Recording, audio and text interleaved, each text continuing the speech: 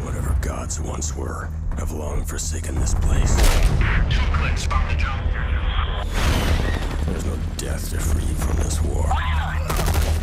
We're catching up on Planetside 2 here with Peter, and first of all, like, yes, what's it been like since the game went live? Since you invited all the players on, what's been going on? Well, there's been a ton of stuff. So yeah, Planetside is launched November last year. So for the last 9 months, the team have been hard at it, adding updates. We've had 14 game updates now since launch, and we're continuing to have a cycle of roughly every 2 weeks. So be a major game update.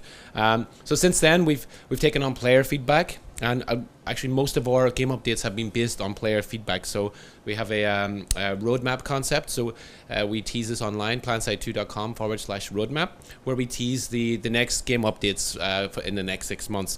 And we allow players to go on there and actually discuss the different ideas and rate them up, like we rate it up and down. So from that, we've taken a ton of feedback from our players, and we've made the game a better experience overall in the last 9 months. Some notable examples are we've added new continents, we've added new vehicle, the Harasser, which is a ton of fun. You get on there and you can bounce around. We've also taken on feedback that Planetside was at launch was a little bit difficult for some players to get into it. They would jump into the game and maybe get shot. And I've heard stories of that, yeah. But with a game of such depth, it's always very difficult to get players in. But we've added a whole new tutorial system, so it really guides players in, and we're continuing to make updates there as well. So very recently, we in the future now we're going to add also questionnaires. So whenever you're actually creating a character, it'll ask you a few questions, and it'll determine which class is actually good for you based on that, and then you get a few little goodies that help you out starting off.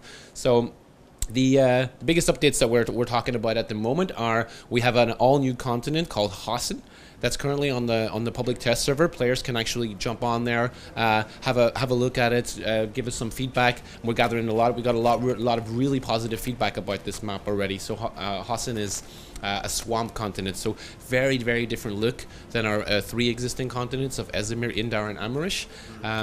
Yeah, it's a swamp, and the biggest feature is there's lots and lots and lots of trees there, and they're gigantic trees, and we have got a lot of cover and canopies, which has which really changes the gameplay up on Hassan, because it's more up close and personal then? Yeah, absolutely. And aircraft, for example, will have a harder time attacking targets on the ground, so they're actually going to have to come down underneath the trees to attack a little bit more, and then there's always the opportunity to ambush them. So it mixes it up a lot, and the team have really taken they've really learned a lot in the last 9 months about what it really takes to really have great level design, and they put all of these learnings into Hassan.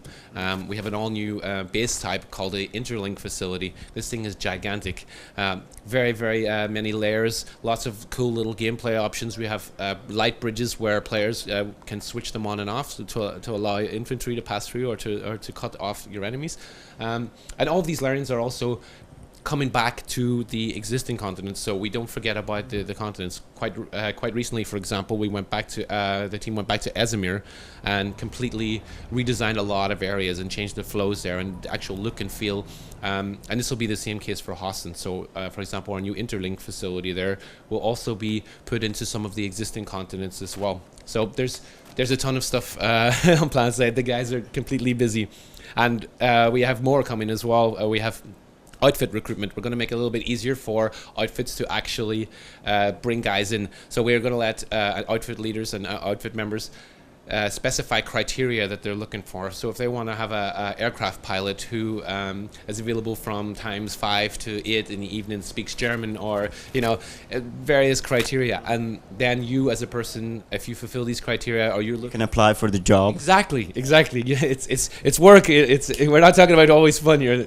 No, so you basically apply for the job, and that allows players to look, to find outfits that have positions that kind of fit how they play, because in Planetside, you can of course play in many different ways, but a lot of players choose to specialize in one area, like a pilot or a tank, and that's how these come together that really make Planetside such an awesome experience. And the players are obviously the heart and core of the game, and playing an outfit is an absolutely fantastic experience. Other things we're looking at, we have player-generated missions. This is a feature that allows players and from outfits in different areas to actually say, okay, here we need an airstrike, or here we need air support, or here we need some artillery. And what this brings is it allows players who come into the game to, maybe there's a guy who just wants to come in and have a little bit of a shootout, because I mean Planetside is fantastic FPS mechanics on top of all this other complicated MMO back in. And a player can come in and see, oh, here I'm an aircraft fighter, here I need to be, and they'll go there, and once they complete this mission, they're going to get XP as well. So that's one cool thing that really allows players in outfits to set down these missions, and have the guys who have the strategic overview can really plan things, and then players who just want to play can come in and fulfill these missions, so everybody's happy. It's almost like a little bit of a philosophy of Sony Online with the sort of user-generated sort of the content thing. Is that a direction you're taking Planetside 2 more towards the future as well? Yeah, absolutely. I think Sony Online Entertainment are definitely leading the way in terms of openness with the developers and the community. And I mean, it makes total sense. I mean, these guys are playing our game. They know it best, and they know what they like, and that feedback has to come, and the game is totally reacting on this feedback. Of course, we have plans on our end as well, but definitely the community are shaping the future. And one cool feature that's just been launched for the US players, and one that we're working to bring over to Europe, a player studio. So if you're quite talented in making 3D models or graphics, you can actually submit your items. So let's say you want to make a helmet or an armor or a decal, you can submit these, and there will be a review process, so we eliminate all the penises, of course. That's it's always the first thing. So there will be criteria that have to be fulfilled. But once your item makes it into the game, you actually get a cut of it. So you get if it sells you, and it really sells like hotcakes, you will actually get money out of that as well. It's the player gets a 40% cut. Sounds a little bit like the landmark thing that is going on with Request Next. So I guess it's all fitting together for. Yeah, that's an extension of the same philosophy, and there's plans for Planetside later to this has been mentioned before, to have continents where players will work together to build bases, and then obviously other players will come together to destroy those bases. So again, it's going to go deeper and deeper into this whole user-generated content, and it's not just user-generated content. As I've said, it's also about user feedback, and that's I think Planetside is really leading the way there in terms of this. So I know you're working on the PC side of things, but in terms of the PS4, is that going to be the same game? Are they going to communicate in any way, or? This will be exactly the same game. The team have said that it will be like playing Planetside 2 PC version on Ultra with no compromises. There'll be nothing cut from the game in order to make it on console. The only difference will be a modified UI, obviously, to take advantage of the PS4 controller.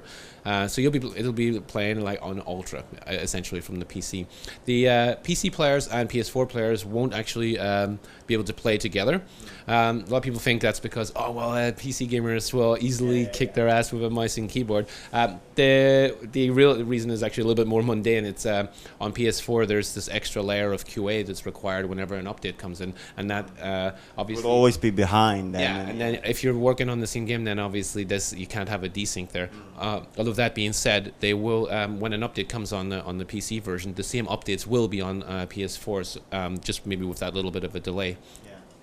Interesting future ahead for Planetside 2. I thought we'd use a prop. Whenever we can use a prop, we use a prop. Sure. The game is actually out as a retail game. Can you explain that? Yeah, cool. This is something we've done exclusively in Europe at the moment. We have brought out a retail box on 16th of August, so it's available on store shelves online, and essentially you pay it's €9.99, or I think that's £7.99 pounds.